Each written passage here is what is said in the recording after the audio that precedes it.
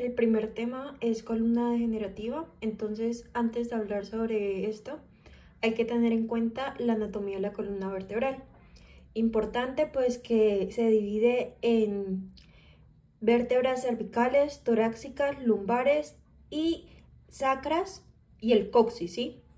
Cervicales es de C1 hasta C7, de las torácicas es de T1 hasta T12, las lumbares son de L1 hasta L5, luego vienen las sacras que serían de S1 hasta S5 y el coxis.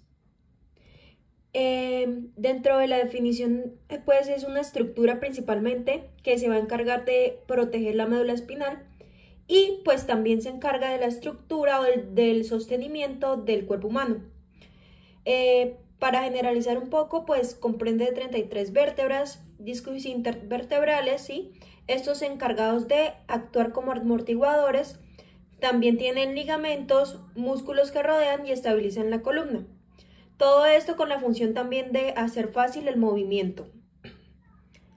Ya pues hablando un poco de la fisiopatología de la enfermedad discal, entonces dentro de la definición pues se tiene en cuenta pues de que es una degeneración de esos discos intervertebrales que se ven en la imagen, y esta degeneración dentro de la sintomatología puede causar dolor, limitación y llevar a una limitación funcional. Con la edad, pues los discos normalmente pierden agua, por lo que pues claramente se reduce la elasticidad de los mismos. También puede haber fisuras en el anillo fibroso que permiten que el núcleo pulposo se protruya o se extruya. Y lo otro es la compresión de las raíces nerviosas o de la médula espinal, que resulta pues en que el paciente presente debilidad, dolor y entumecimiento.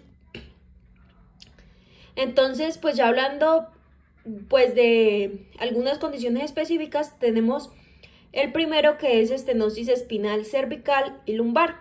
Entonces, como su nombre lo dice, pues es una estrechez del canal espinal y pues esto puede generar una compresión nerviosa. Entonces, dentro de los síntomas está el dolor, la debilidad, alteración sensorial, ¿sí?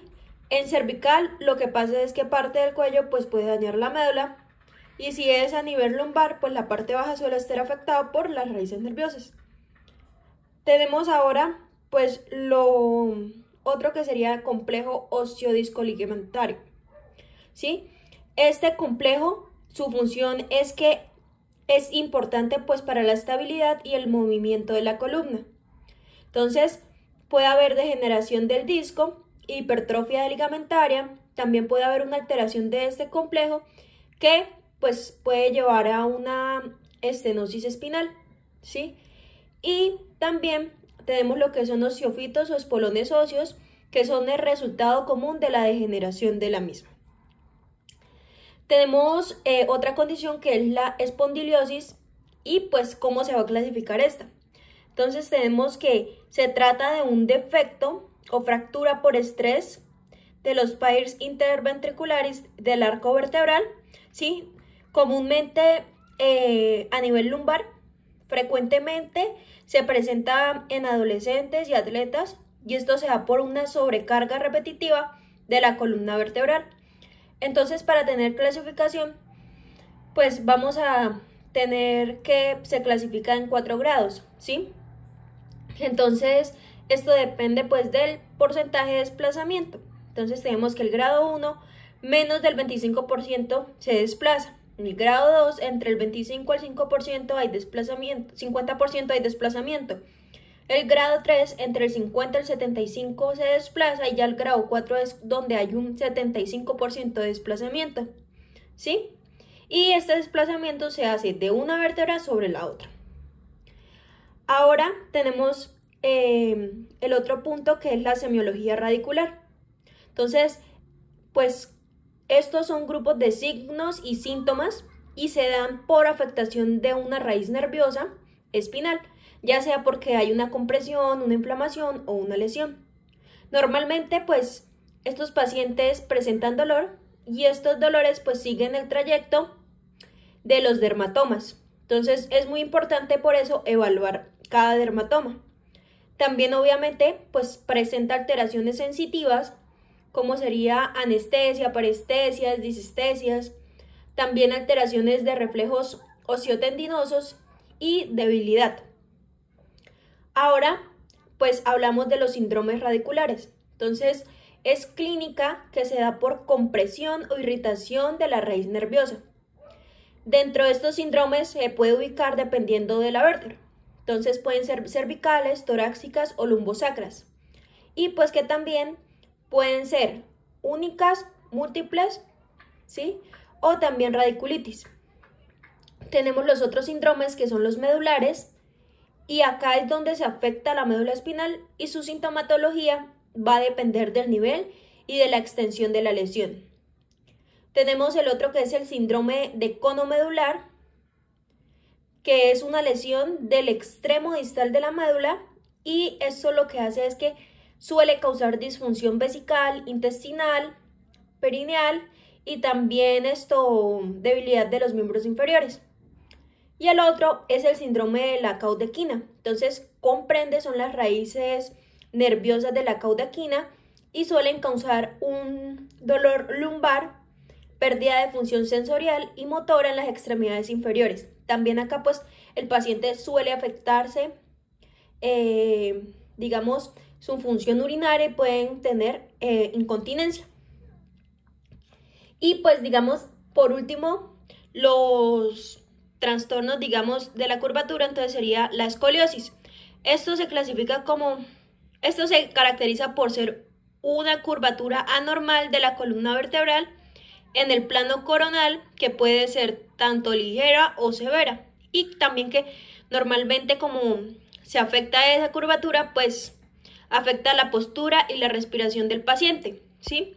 Siendo, digamos, en la parte respiratoria, causando síndromes restrictivos, ¿sí?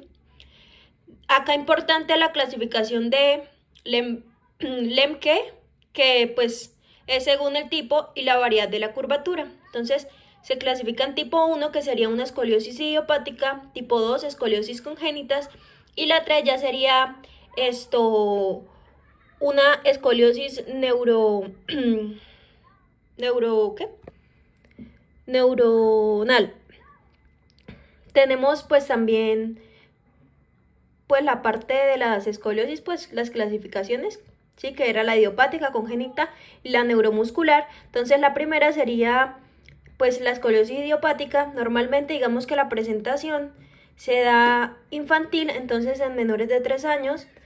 Estos requieren tratamiento temprano. Y la juvenil de 3 a 10 años, y el manejo pues varía según la severidad, y de 10 a los 18 en los adolescentes.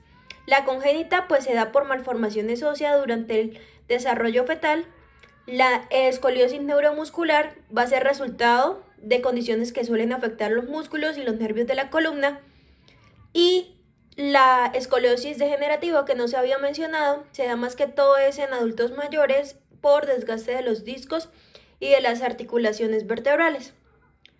Dentro de los síntomas acá es que normalmente cuando se hace el examen físico se ve una desviación que es muy visible, ¿sí? Hay una desigualdad o asimetría en los hombros o en la cadera, hay dolor a nivel lumbar, ¿sí? Y problemas respiratorios, que a veces pueden ser graves según pues la curvatura.